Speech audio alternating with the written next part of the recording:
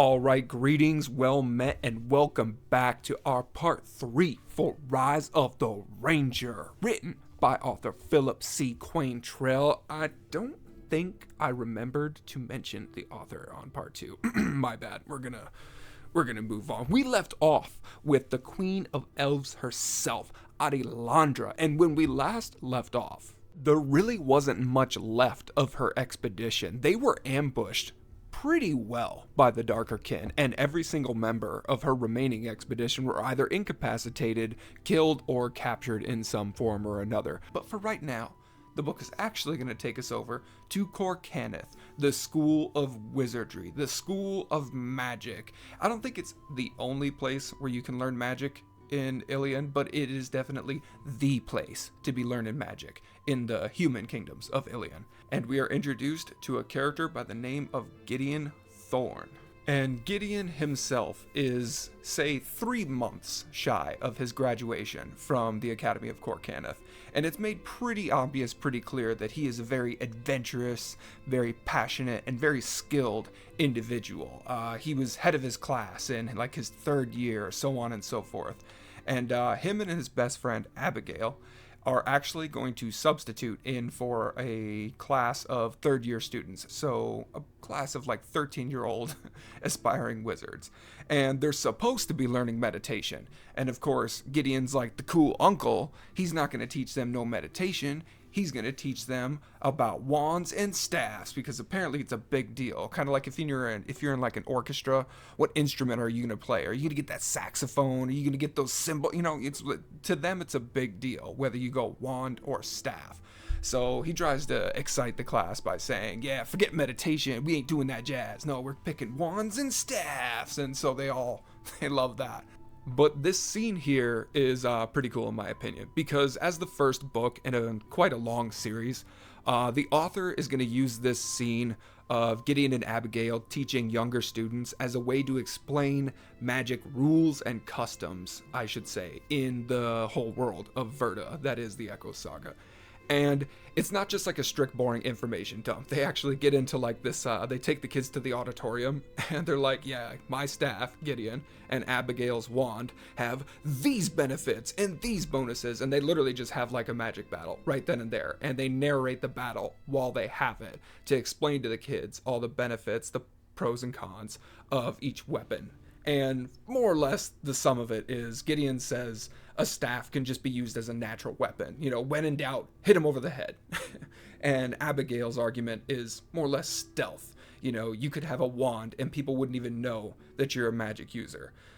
They say it's a matter of opinion. It's a matter of preference. But in my personal opinion, I'm like 9 books deep at this point in this whole like world that the author has, and I think staffs have it for me. Staffs, time and time again, have just been the more useful ones than wands. I mean, there's very few situations where somebody who utilizes magic has to hide that, because magic's like, I shouldn't say it's really common, but to see a magic user walk down the street isn't by any means crazy. It's like, sure, you might look at him like a guy with a nice car or something like that, but being a magic user doesn't mark you as a super rare individual. So stealth is less useful than a straight up weapon and some other things, but I'll let you guys decide once we get further in. Anyways, they also teach them about how casting works, and it's simple yet complex. No, it's not. It's just simple. So I'm about to use a lot of words to describe a system that in the end, when you understand it, is actually really simple. So to break it down, first off, there's like 2 or 3 aspects that are main hand. There is the ancient words, the actual mana reservoir per person, elf, whatever you are, to actually do things and cast magic. And then there's also the mental skill / focus / ability to articulate what it is you want the spell to do, because the spells aren't super specific. I kind of like this aspect of the magic. So they found out ancient words. They describe them as being, you know, the words of the ancients, which of course they don't tell you what the ancients were, when they lived, what race they were, any of that. But the ancient words are magic words. So for instance, the humans at some point found out that the magic word for fire is Vala. And oh man, did this change the game. Now, they don't state this in the book, but I can't help but picture primitive man discovering how to, create fire with the snap of his fingers and saying a word, and just like a moment of realization, a light bulb goes off, and the future is just fire. Burn everything. We're apes. You can't give us this. I'm sorry. I digress. Anyways, yeah, the magic word for fire is Vala. They figure this out. They move on. They figure other things out. And eventually they realize that they also need a Demetrium core to sort of focus their magic, because without that core, their magic is wild and unpredictable. So it's like using glasses for somebody who's, has very bad vision. Like, sure, they can still see without their glasses, but you need that focusing lens to actually see things for what they are and be accurate with what it is you're seeing. So that's kind of how the Demetrium core works, which is the whole point of wands and staffs.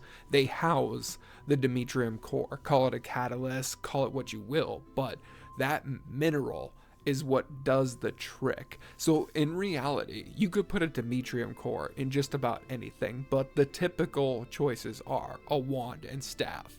There's a couple one-off occasions throughout the story, but yeah, that's how it's done for humans. Elves don't need that jazz.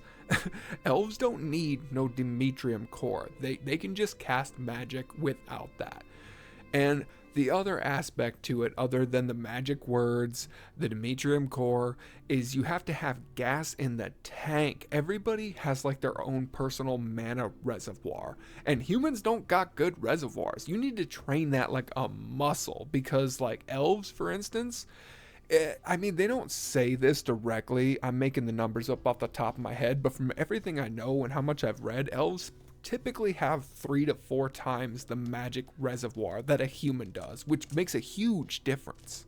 But as far as I know, there's no actual semantic component. Like, they don't have to wave their wand or their staff in a certain pattern or formation. They don't have to do any specific hand gestures. If they do, then the book never makes it obvious. That never brings it up. It never talks about it. So as far as I'm concerned, there's no actual like gestures that you need to perform. No signs, no symbols, none of that. It's mental articulation.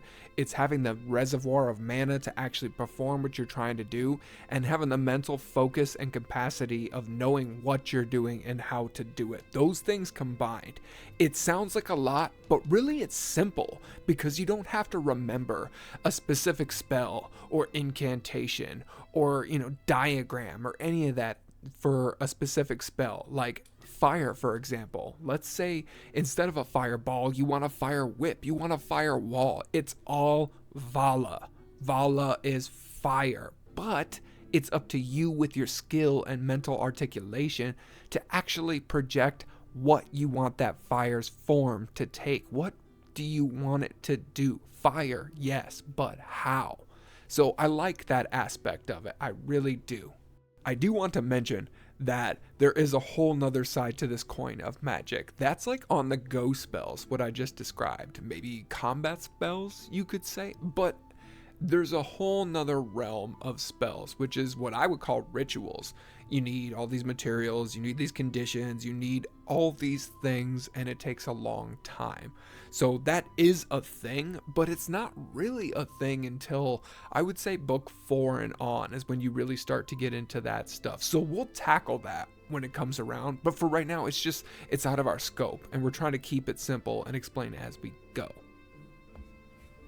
But as Gideon and Abigail are having their little educational battle, it kind of gets out of hand. I don't remember exactly what happens, but they either throw fire and explode something, or something shatters with ice, or something or another happens to where it like endangers one of the kids, or it just barely grazes one of the kids, and Master Vorn just happens to be walking by the auditorium. And apparently, Master Vorn is a professor who is actually currently in charge of the whole school of Corcanith, because the actual Magicar, who is normally in charge, along with his council, they're away. they're on a trip to Velia, and they're gonna meet the elves because everybody who's anybody in the nations knows that there is, for the first time in 1,000 years, an envoy of elves actually making contact with the human kingdoms. So of course, the leaders of Corcanith are not gonna miss that.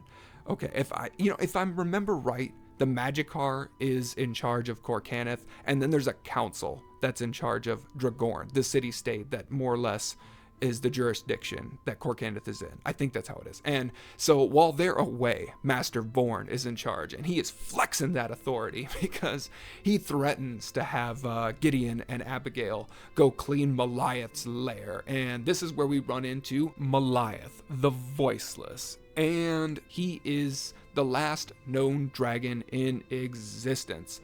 And he is more or less magically enslaved to the Academy as a form of guard dog, a sort of sentry to guard the island, if you will.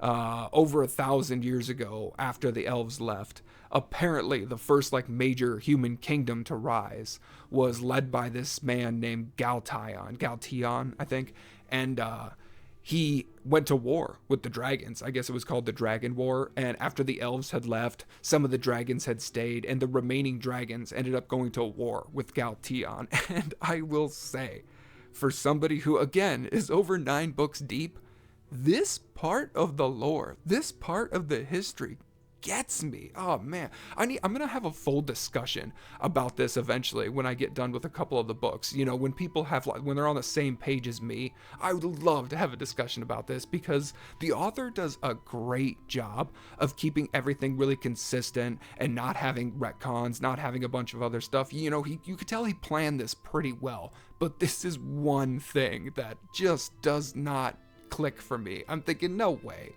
But I'm getting ahead of myself. We'll discuss that eventually, trust me. But as I was saying, the first human kingdom after the elves left was led by Galtion, whatever. And he went to war with the dragons and apparently won. He apparently won. I don't get it. I'm baffled. And you guys don't even know the rest of what I know. But yeah, somehow he won. And Maliath was the only dragon left alive. They didn't kill him. They said because he was the one that actually created the war against the dragons, supposedly Maliath started it, that as punishment, they wouldn't kill him. They would enslave him for all of time, essentially, because that anybody knows of. We don't think dragons die of old age. But that's how he got to be there. And that whole history is a whole nother thing. We'll get to all that. But that is the threat. He's threatening Gideon and Abigail that he'll go have them clean Maliath's lair. And they actually kind of mentioned that the whole time they've been students at Corcanith, since they were 10 years old, they've never once seen Maliath. They've heard him. They've heard the roars. A couple kids claim they've seen him fly past the moon on a full moon night, so on and so forth. But apparently Maliath is very subtle. He's sneaky. He's stealthy. And to be 100% honest, I loved this, man. Normally dragons in a fantasy setting, they just come in and they're like a force of nature. They wreck everything, or they're super awe-inspiring. They're this and that. No. Maliath is like a horror villain. You don't even know, he's out there. You know he's out there, but you don't know where. I really liked that, I gotta say. But getting back to it, it's almost like if you know there's a giant shark around your boat, and then very rarely somebody sees it. I guess I don't know how to phrase that, but it's a big deal. And so they're talking about that, and they eventually continue on to what are they going to do after they graduate. And there's a bit of, romantic tension here. But Gideon is either completely oblivious to it or completely neglectful of it, because when she starts to voice about whatever he's going to do, she's going to go with him. He's kind of yeah, I don't know about that because I'm going to do some pretty crazy things. She doesn't appreciate it. She kind of kicks him. And they just talk for a little bit, and then it actually changes scenes on us again. So we go back to Asher, Elaith, and Nathaniel at this point. It's been raining all day long. They've been on horseback all day long, making their way to Velia, because if you recall, the king wants to see Asher. It's the whole reason the Greycoats were sent to retrieve him. And so they're trying to make camp. Now it's nighttime, now it's dark, And Elaith has been trying for quite a while to get a fire going, but of course everything is wet and she can't even get a smolder to hit. So she gets frustrated, and I believe Nathaniel tells her to go hunt for food because, everybody's hungry. She goes out, and she goes out for like 2 hours, and she just comes back utterly frustrated. And the only 2 things she has killed, three, excuse me. She brings back 2 squirrels and a hedgehog, and Nathaniel is just disgusted with her performance. He could not believe that that's all she brought back. He even tosses the hedgehog out, like it's worthless. And she pretty much says it's impossible to hunt out there. All the food is either hiding or hunkered down because of the rainstorm. You can't see anything. It's wet. And so she just gets irritated and starts, taking off her wet armor, while Asher stands up calmly, puts on a blindfold, and walks into the raining darkness. And, the Greycoats kind of look at each other, and Nathaniel's thinking if he should, go after him, but he doesn't think Asher's going to run from them. I mean, he's willingly traveling with them at this point. And let's remember, Nathaniel couldn't really stop him even if he wanted. It's pretty clear that Asher is on a whole different level than Nathaniel is. I mean, Nathaniel ain't bad, but he's not going to bring Asher in by force. That's just not happening. So Asher's not even gone for an hour, and he comes back with a small deer. Beautiful. Everybody's like, oh my God, how did you do that? And of course, Nathaniel knows, well, it has something to do with his history of being an Arakesh of Nightfall. All the Arakesh wear those bandanas. All of them do these weird tricks. And he kind of asks him about it. He tries to get some information out of him, even so bold as to ask where, Nightfall's base is. And it's kind of funny because Asher just kind of laughs at him. He's like, I'm not going to tell you any of that. But even if I did, even if I told the Greycoats where the home base, where the main lair for the Nightfall is, you could send all of your guys, all of your Greycoats, your entire order into their base, and it would just be a blessing for them because they would kill you all. He just kind of rubs it in his face, tells them it's pointless. You guys would only be running to your death. And at that point, they've been trying to get the fire going. Asher just waves his hand over it, and woof, huge flame just comes roaring to life. He doesn't say Vala, he doesn't say fire, he just waves his hand, and a huge flame starts immediately. And of course, both Elaith and Nathaniel are like, red flag, how'd you do that? And once again, Asher's like, don't worry about it. He's just that grumpy old man. Reminds me so much of Geralt from The Witcher. And he just doesn't tell them anything, proceeds to just keep the mentality of you shut up, I shut up, and we'll both enjoy the company of silence. And from there, of course, Nathaniel does not shut up. Elaith, she just kind of rolls over after she's done eating and goes straight to bed without asking permission or anything. And Nathaniel's irritated about this because now he can't organize sleep schedules, so he's just gonna have to stay up and watch Asher. And Asher kind of looks at him and tells him, I know what you're thinking, but you can go to sleep. I ain't gonna run. We're gonna have to ride tomorrow, so you might as well as get some rest. And he, Nathaniel's like, yeah, sure, definitely, but he's not gonna. Nathaniel actually mentions his name. He says he tries to be a little cordial with Asher. He tells him his name is Nathaniel Galfrey, and this catches Asher because Asher is like any relation to Tobin Galfrey, and Nathaniel's taken aback by this because that was his father. And he's like, you knew my father? He's like, well, I didn't know your father per se, but Nathaniel's father was actually a revered Greycoat. He was very well known, skilled, and had a good reputation. So he was how do I want to say, he was good for business when it came to the Greycoats. But they also, in the Order of Greycoats, have a policy that you're not allowed to have children, because it distracts from your duties. And Tobin Galfrey did a big no-no by having Nathaniel Galfrey. So he was this great Greycoat, but towards the end of his line, he actually kind of besmirched himself by having a child. And so Nathaniel is like the only second generation Greycoat because you're not supposed to have kids. And so Asher actually goes on to say, your dad wasn't too bad. When I actually fought him, he got me in the leg, and I had to actually give a shit when I was fighting him, kind of deal. And he's like, you fought my dad? He's like, actually, your dad probably doesn't realize that he fought me. He probably thought he was just fighting some savage outlander, because you have to remember too, technically Asher is an outlander. They still have outlanders in the current day of the alien human kingdoms.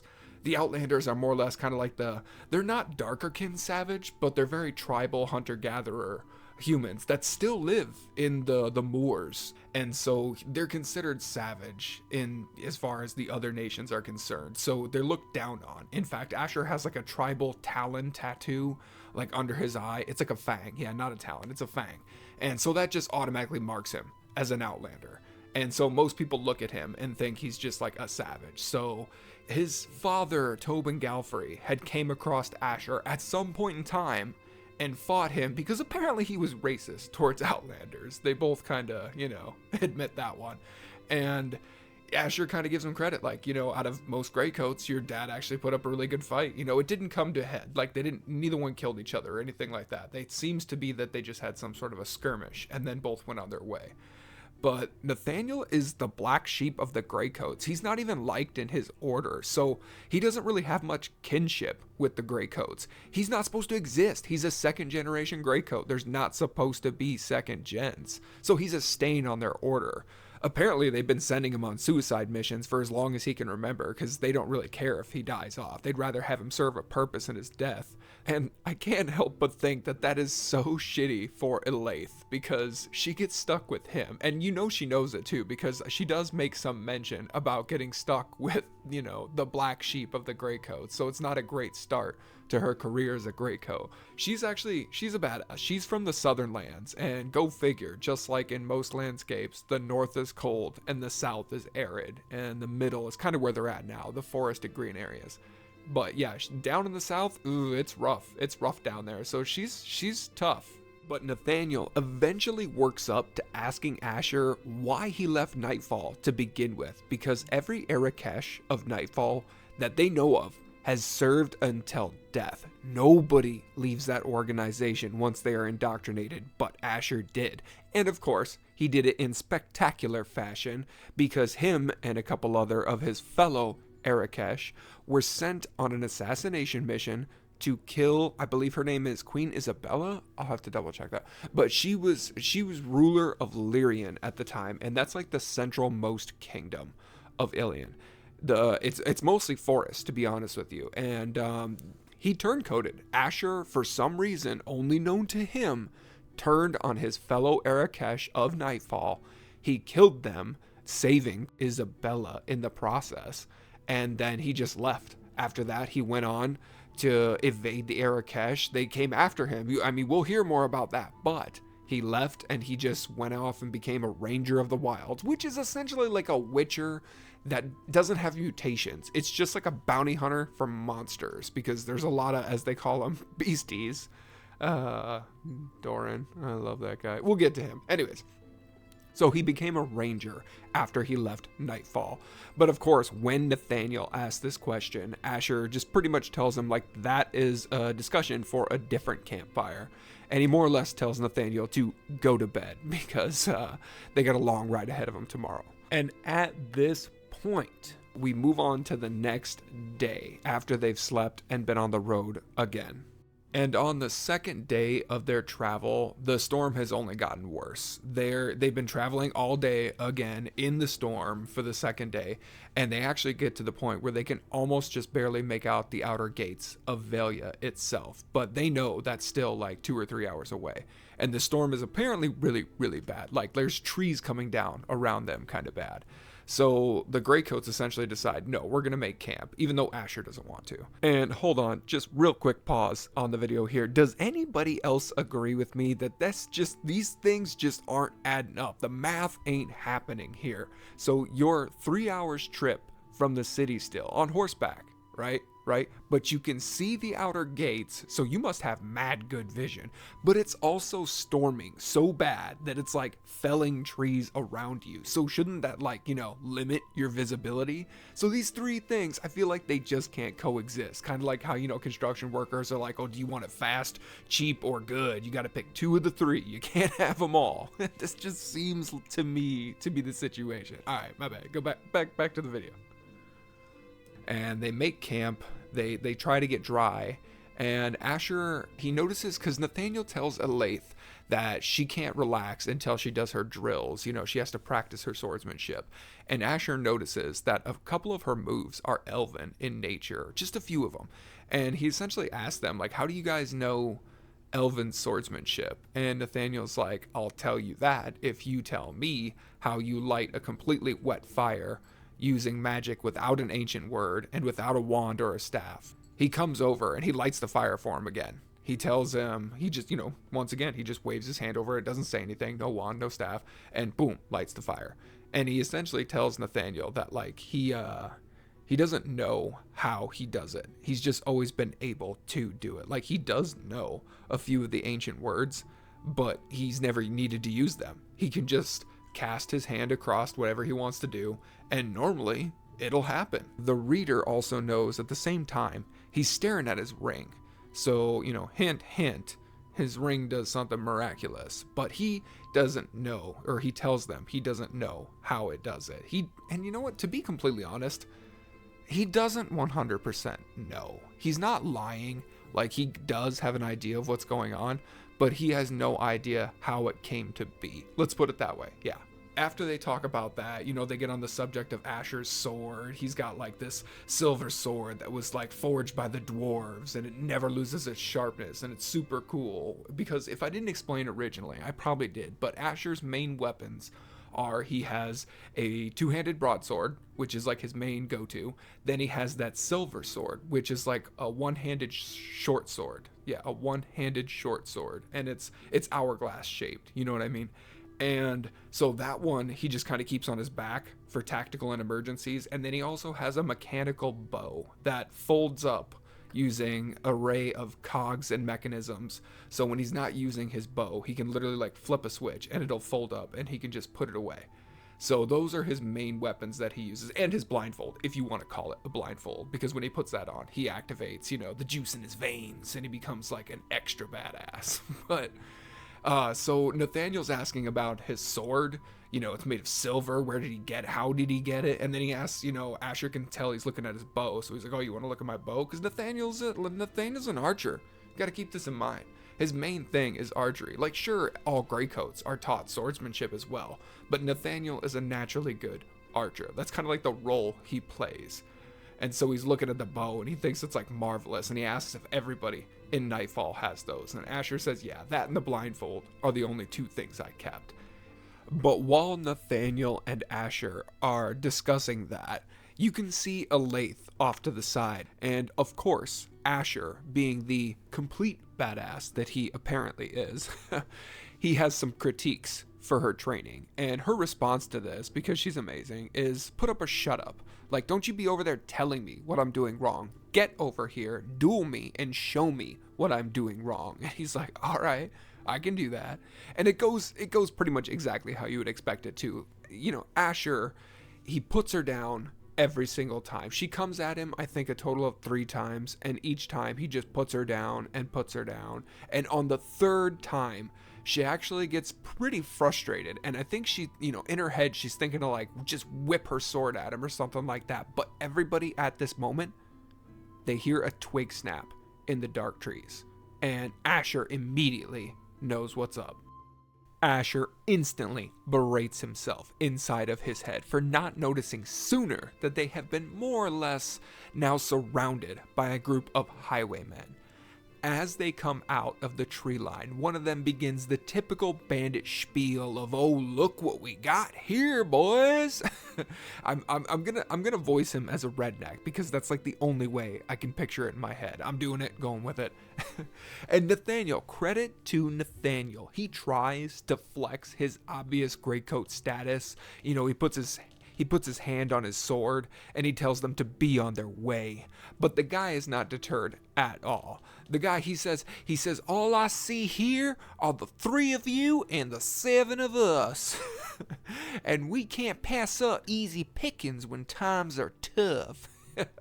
And of course, one of these lowlifes is chuckling the whole time as he stares down Elaith with a completely different kind of intent. But Asher, in his head, he's already done listening to this cartoon villain. He wants to save the mouthy one for last to make him regret his choice tonight, but tactically speaking, He knows that killing him right now while he's still talking is likely to throw off the others for a second or two, which matters. Ultimately, he feigns pulling his broadsword, causing the 2 archers of the bandit group to release their arrows, and on instinct, Asher pulls his short sword and not only deflects the arrow aimed at him, but also cuts down the arrow that was aimed for Nathaniel as well. He then spins around to whip his short sword straight through the mouth of the leader that was, talking all the trash. But while he's doing this, Nathaniel grips and rips his bow with the quick fire, taking out, quote, the skinny one. Which I gotta say, I feel like movies, books, stories, so on and so forth, they always focus on either the really obese character getting taken out right away because they're slow or whatever, or the really skinny one getting taken out right away because he's got a low HP pool. It's just very discriminatory. Anyways, Asher then prioritizes the 2 archers right away, as you should. Ranged is annoying, dispatching both of them with his broadsword in a matter of seconds. Then dash rolling over to retrieve his short sword before using it to kill one of Elaith's 2 opponents. And then he looks over to see Nathaniel is cleanly decapitating his attacker just before Elaith manages to finish off her other opponent. Kudos to them, but we all know Asher did most of the work here. But Asher realizes in this moment as he looks at Elaith, and then he looks at Nathaniel's face to confirm, and yes, he realizes this is Elaith's first kill. She has never killed before, and she is just now starting to process her first kill. And Asher, in true rugged man fashion, he doesn't know what else to say, so he's just kind of like cleaning the blood off of his sword, and he's like, yeah, it gets better. It gets easier. And Nathaniel just glares at him like deadpan, like, really? That's your great advice? Like, dude, just if you ain't got anything good to say, just shut up, kind of deal. But right there is actually where we're going to end this episode. I'm already over 30 minutes. So if you made it this far, just know that I appreciate you. I'm not making these videos because I think I'm going to make money. I'm making these videos because I listen to a lot of audiobooks and I don't got nobody to discuss this stuff with. Like, cool stories, and I want to talk about them, but my wife only wants to hear so much. You know what I'm saying? So, like, if you guys want to talk in the comments or anything like that about the story, if you're interested, the parts you do like, don't like, I would love to read those and get in on that, because that's honestly my whole goal for this. I kind of want to start a community around these books that are awesome. Not just like the Echo Saga, but I got like a whole library full of books that, man, trust me. So stick around, subscribe, do all that jazz. I would really appreciate it. Thank you again. Deuces.